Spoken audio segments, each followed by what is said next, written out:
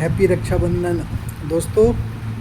और अभी हाल ही में भारत की टीम इंग्लैंड का सफल दौरा करके वापस आई है और यह दौरा सफल भारत की दृष्टि से और इंग्लैंड की दृष्टि से भी इंग्लैंड वाले कम से कम ये संतोष कर सकते हैं कि कम से कम वो सीरीज़ नहीं हारे हैं, जीत नहीं पाए सीरीज़, लेकिन सीरीज़ हारे भी नहीं हैं। इस दृष्टि से दोनों ही टीमों के खिलाड़ियों के इंडिविजुअल परफॉर्मेंस बहुत मायने रखते हैं, क्योंकि अगर वो परफॉर्म नहीं करते तो किसी एक देश में ये ज़रूर रहता कि हम लोग इस सीरीज़ को हारे हैं। एंडरसन तेंदुलकर सीरीज़ ड्रॉ हुई है और इस ड्रॉ सीरीज़ में बहुत सारे इंडिविजुअल परफॉर्मेंस निकल कर आए हैं। उन्हीं इंडिविजुअल परफॉर्मेंस के बारे में थोड़ी सी आपको बताने को जा रहा हूँ। दोस्तों, किसी भी प्रारूप में बैटिंग एक बल्लेबाजी एक ऐसा हिस्सा होती है जिसे अधिकाधिक लोग पसंद करते हैं।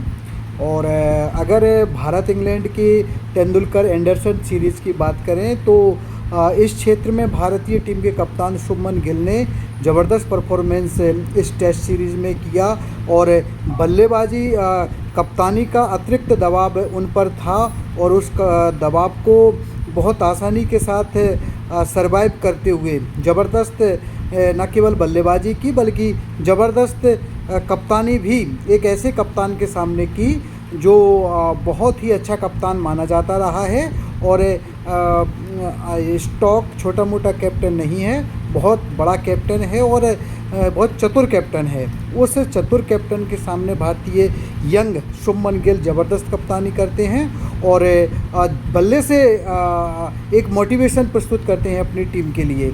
यशस्वी जायसवाल के द्वारा 5 मैचेस में 754 रन बनाए जाते हैं। ये बहुत बड़ा स्कोर है। केवल 5 मैचों में 754 रन, मतलब एक मैच में 100 रन तो उसने बनाए ही बनाए हैं टेस्ट में। हाँ, 150 रन के एवरेज से 10 पारियां खेली हैं 5 टेस्टों में, 754 रन बनाए हैं और 75 का इनका एवरेज रहा। कई ऐतिहासिक पारियां भी शुभमन गिल के द्वारा खेली गईं। दोस्तों, इस सीरीज़ में दूसरे नंबर पर जिस खिलाड़ी ने सबसे ज़्यादा रन बनाए हैं वो विराट कोहली के संन्यास से पहले इनमें जंग रहती थी कि भाई मैं बेस्ट हूँ और मैं बेस्ट हूँ। इसे साबित करने के लिए अभी भी ज़बरदस्त तरीके से खेल रहे हैं जॉय रूट। इस सीरीज़ में अगर जॉय रूट बहुत अच्छा परफॉर्मेंस नहीं करते तो निश्चित तौर पर इंग्लैंड अपने घर में अपनी साख नहीं बचा पाती। जॉय रूट ने इस पूरी श्रृंखला में लाजवाब परफॉर्मेंस किया और 5 मैचेस में 537 रन का बड़ा स्कोर खड़ा किया और दिखाया कि क्यों विराट कोहली के समकक्ष उन्हें माना जाता है। और विराट कोहली के संन्यास लेने के बाद जो रेस सचिन तेंदुलकर के पास में आने की थी, उस रेस तक पहुंचने के सबसे मजबूत दावेदार जॉय रूट हैं। ये मैसेज उन्होंने दिया।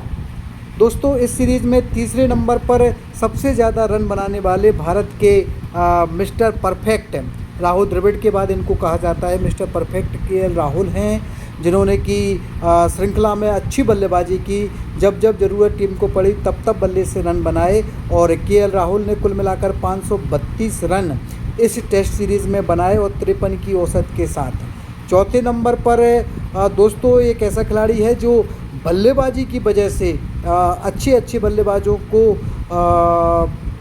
शायद छोटा दिखा रहा है, क्योंकि जब बतौर ऑलराउंडर कोई खिलाड़ी टीम में शामिल होता है और बल्लेबाजी की लाइनअप में जो सबसे ज़्यादा रन बनाने वाले की श्रेणी में चौथा नंबर रखता है तो ये वाकई काबिल तारीफ़ होता है। इस सीरीज़ में रविंद्र जडेजा ने शानदार बल्लेबाजी की और बतौर बल्लेबाज अपने आप को स्थापित किया इंडिया में और इंग्लैंड की सरजमी पर उनकी बल्लेबाजी इंग्लैंड के गेंदबाजों के सिर में दर्द करे ही रही।